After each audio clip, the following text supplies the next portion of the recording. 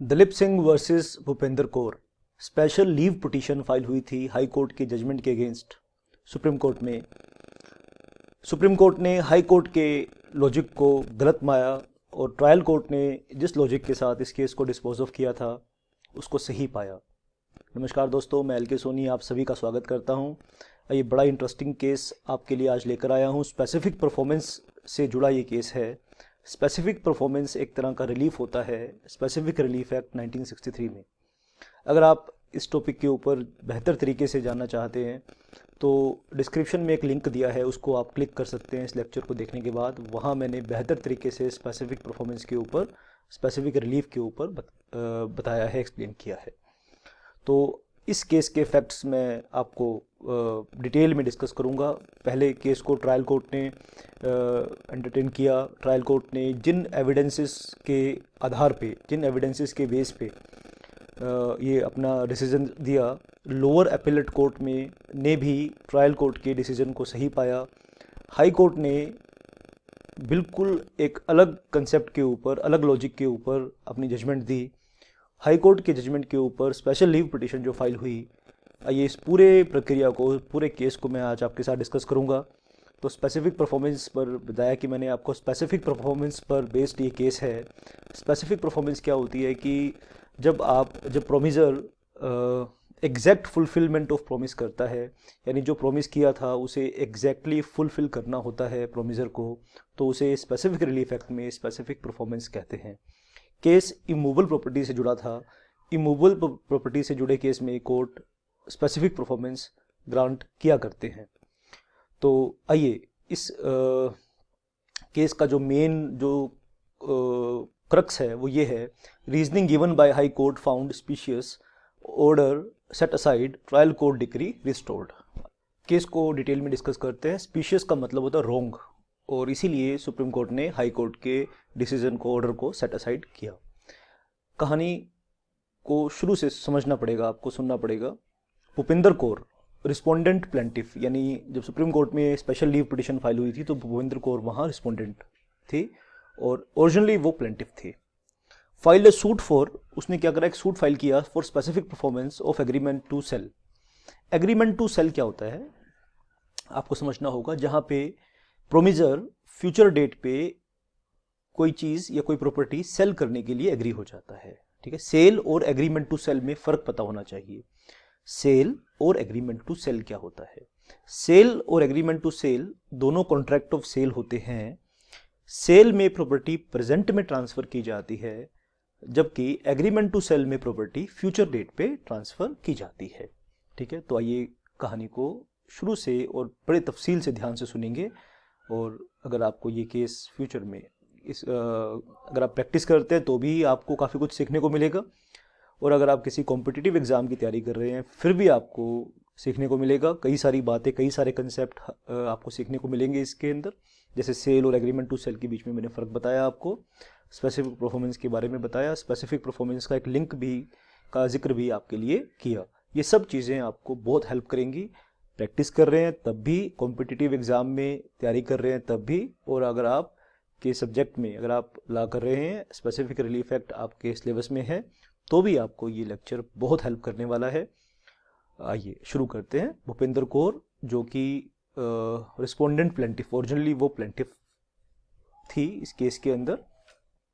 आइए बात शुरू करते हैं। Filed a suit for specific performance of agreement to sell dated 25 February 1999, whereby Dalip Singh appellant defendant, यानी ओरिजिनली वो डिफेंडेंट था, had allegedly agreed to sell, उसके ऊपर ये एलिगेशन लगाया, had allegedly agreed to sell the suit property to her for a consideration of ₹1,50,000, out of which 92,000 was paid at the time of the agreement, यानी 92,000 rupees उसे advance दिया गया। जो sale consideration थी वो 1,50,000 रुपये थी। ठीक है, और उसके ऊपर ये एलिगेशन लगाया गया कि 92,000 रुपीज एक्सेप्ट करके उसने एक एग्रीमेंट किया है प्रॉपर्टी को ट्रांसफर करने का, प्रॉपर्टी को सेल करने का। आइए इसके बाद की कहानी हम सुनते हैं कि क्या हुआ। Trial court dismissed the suit holding that there were many suspicious circumstances surrounding the agreement. Trial court ने कहा, ट्रायल कोर्ट ने भूपिंदर कौर के केस को डिसमिस कर दिया। ठीक है, आइए कहानी को आगे बढ़ाएंगे। The trial court dismiss the suit holding that there were many suspicious circumstances surrounding the agreement. Trial court को एग्रीमेंट सही नहीं लगा, प्रॉपर नहीं लगा, बहुत सारे सस्पिशियस सर्कमस्टांसेस थे। दो the trial court didn't totally believe the case set up by Dilip Singh that he had not even signed the agreement. Trial court ने ये तो नहीं कहा कि दिलीप सिंह ने एग्रीमेंट को साइन नहीं किया है, बल्कि ट्रायल कोर्ट ने एक अलग नजरिए से इस केस को देखा। It held that plaintiff Bhupinder Kaur had failed to prove her own case. ठीक है, ट्रायल कोर्ट ने ये नहीं कहा कि भूपिंदर जो इसमें ये मिस्टर भूपिंदर हैं, सॉरी इसमें दिलीप जी हैं, दिलीप सिंह हैं, इन्होंने केस को साइन नहीं किया, एग्रीमेंट को साइन नहीं किया, बल्कि भूपिंदर कौर ने जो केस कोर्ट में प्रेजेंट किया वो अपनी ही बात को साबित नहीं कर पाई इसमें। आइए आगे क्या हुआ सुनते हैं। After discussing the evidence threadbare, जो एविडेंसेस सामने रखे गए, trial court held that plaintiff had failed to prove that an amount of ₹90,000 was paid to the defendant. Plaintiff ये साबित ही नहीं कर पाई कि उसने 92,000 की पेमेंट की है। Court referred to the statement of the plaintiff in which she had stated that she had withdrawn this amount of ₹92,000 from the Oriental Bank of Commerce. Court ने पूछा कि 92,000 रुपीज आप कहां से लेकर आए, तो उसने कहा कि मैंने ओरिएंटल बैंक ऑफ कॉमर्स के अपने अकाउंट में से ये पैसे विड्रॉ किए। She didn't produce the passbook of the bank to prove this allegation. Bank ने कहा कि अपनी पासबुक दिखाओ, अगर आपने 92,000 विड्रॉ किए हैं तो अपनी पासबुक दिखाओ। In fact, the defendant examined a witness from the bank who had proved that from 1/2/1999 to 1/3/1999, यानी 1 फरवरी 1999 से लेके 1 मार्च 1999 तक कोई ट्रांजैक्शन ही नहीं हुई उस अकाउंट में। जबकि ये जो एग्रीमेंट है इसकी डेट जो बताई गई वो है 25 फरवरी 1999। 1 फरवरी 1999 से लेके 1 मार्च 1999 तक कोई ट्रांजैक्शन ही नहीं, दो डेट के बीच में कोई ट्रांजैक्शन ही नहीं हुई। ठीक है, यानी 25 फरवरी को पेमेंट की गई, लेकिन उस पूरे महीने में उस अकाउंट में कोई ट्रांजैक्शन नहीं हुई। जबकि भूपिंदर कौर ने ये कोर्ट में स्टेटमेंट दी कि उसने 92,000 अपने अकाउंट से विड्रॉ करके डिफेंडेंट को दिए, दिलीप सिंह को दिए।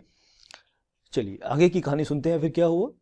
The trial court also came to the conclusion on the basis of the evidence that the agreement was for consideration of ₹1,50,000, but the value of the property at the relevant time was not less than ₹5 lakh.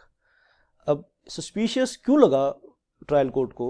जिस property को cell करने की बात की गई है, एक तो 92,000 की कंसिडरेशन दी गई, ये प्लेंटिफ साबित नहीं कर पाया अपने एविडेंस में, और दूसरा जिस प्रॉपर्टी जो डिस्प्यूटेड प्रॉपर्टी है उसकी मार्केट वैल्यू 5 लाख है, तो कोई अपनी 5 लाख की प्रॉपर्टी 1,50,000 में सेल क्यों करेगा?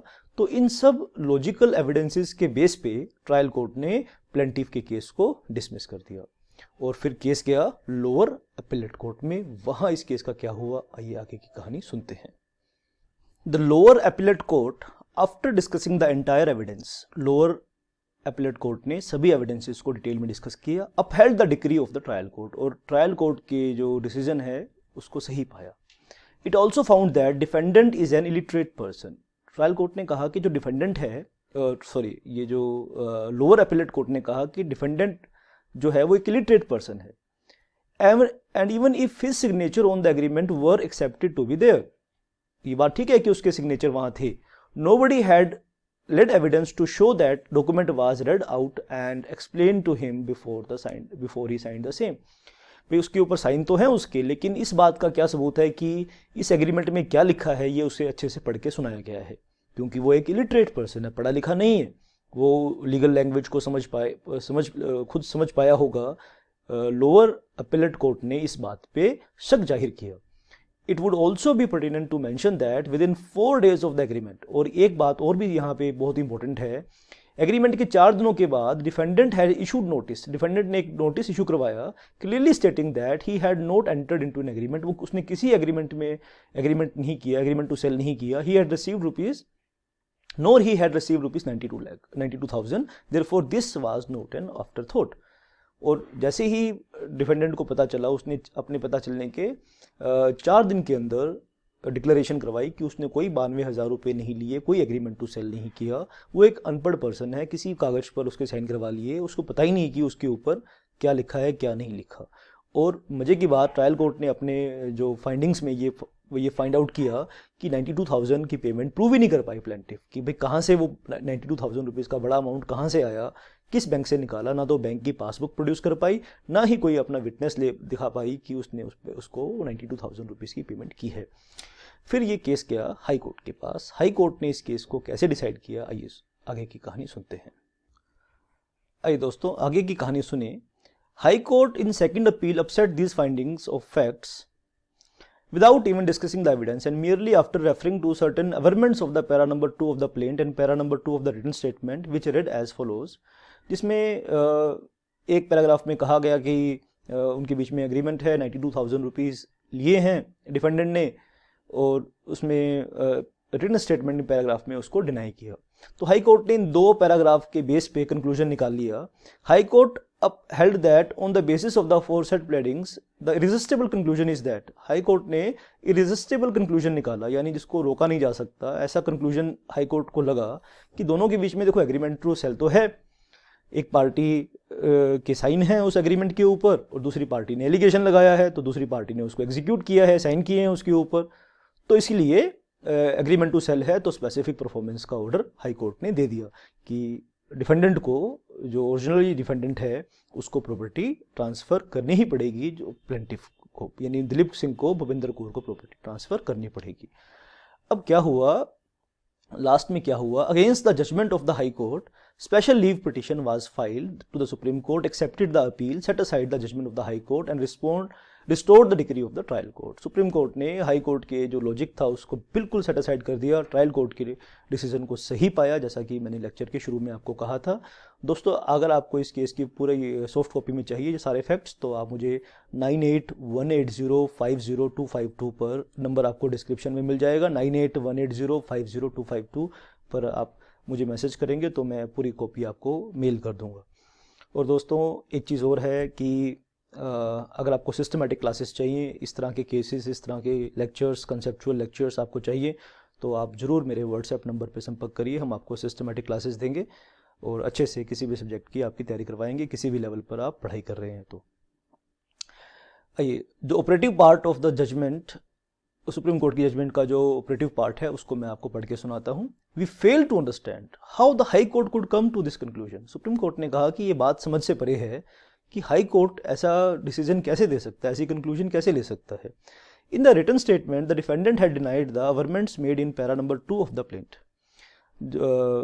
रिटन स्टेटमेंट में डिफेंडेंट ने प्लेंटिफ के क्लेम को डिनाई किया है। There was no admission by him of the allegations, उसने कोई एडमिट नहीं किया था, उसने कोई स्वीकार नहीं किया था कि 92,000 उसने रिसीव किए हैं।